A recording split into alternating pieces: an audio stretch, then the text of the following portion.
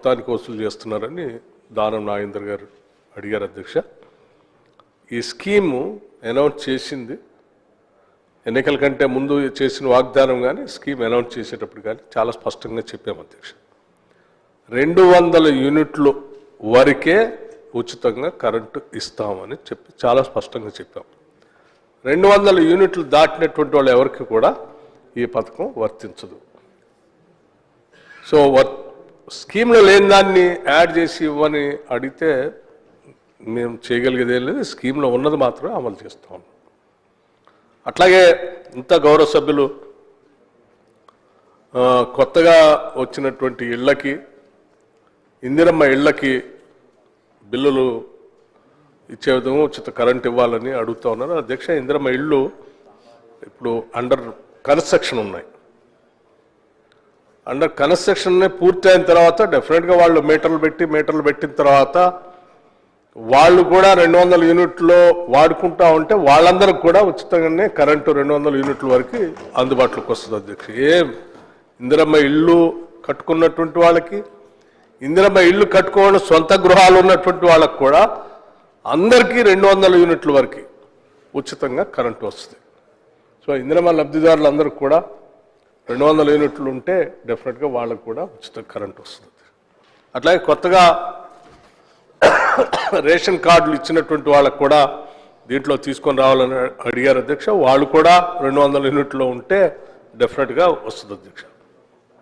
ఇది అసలు ఎంత పెద్ద ఎత్తున రాష్ట్రంలో ఉపయోగపడతా ఉందంటే కొన్ని మచ్చుకు నేను కొన్ని ఉదాహరణలు మీ దృష్టికి తీసుకొని రాదలుచుకున్నాను అధ్యక్ష. ఎందుకంటే రాష్ట్ర వ్యాప్తంగా పెద్ద ఎత్తున ఈ రాష్ట్ర ప్రభుత్వం ఇందిరమ్మ రాజ్యంలో పేదలకు మేలు జరగాలని అమలు చేస్తూ భారం రాష్ట్ర ప్రభుత్వ ఖజానాపై పడుతున్నప్పటికీ కూడా వాళ్ళందరి తరఫున ఈ రాష్ట్ర ప్రభుత్వం డబ్బులు కడుతూ ముందుకు పోతున్నటువంటి పథకం అధ్యక్ష. ఇది ఆదిలాబాద్ శాసనసభ నియోజకవర్గంలో ఉదాహరణకి 45,990 ఇళ్లకి ఉపయోగపడతా ఉంది.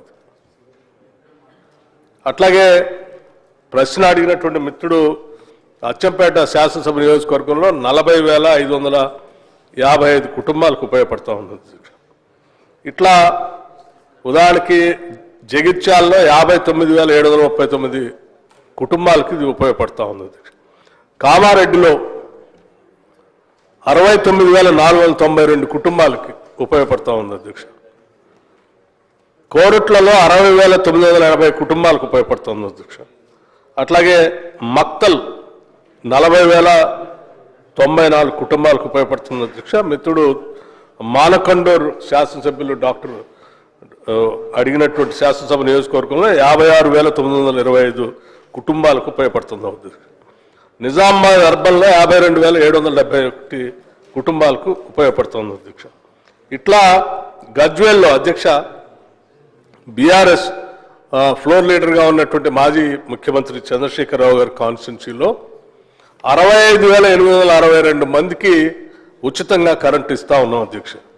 అట్లాగే సిద్దిపేట శాసనసభ నియోజకవర్గంలో కూడా అధ్యక్ష పెద్ద ఎత్తున 50,398 కుటుంబాలకి ఈ స్కీమ్ను వర్తింప చేస్తా ఉన్నాం. రాష్ట్ర వ్యాప్తంగా ఈరోజు అన్ని పార్టీలకు సంబంధించినటువంటి వాళ్ళు కానీ లేకపోతే అన్ని వర్గాల వాళ్ళు కూడా అద్భుతంగా ఈ స్కీము ఉపయోగపడుతుందని చెప్పి వాళ్ళు ఈరోజు అందరూ హర్షిస్తూ ఉన్నారు. ఈ పథకాన్ని కొనసాగించమని కోరుతా ఉన్నారు. తప్పనిసరిగా ఈ పథకాన్ని కొనసాగిస్తామని చెప్తూ మీ అందరి దృష్టికి నేను తీసుకురాగలిగేది ఏంటంటే ఈ సబ్సిడీ ఏదైతే కడతా ఉన్నామో అది రాష్ట్ర ప్రజలు 200 యూనిట్లు వాళ్ళు వాడుకునేటువంటి వాళ్ళు కట్టుకునేదాన్ని రాష్ట్ర ప్రభుత్వం వాళ్ళ తరఫున ఈ విద్యుత్ శాఖలకు కడతా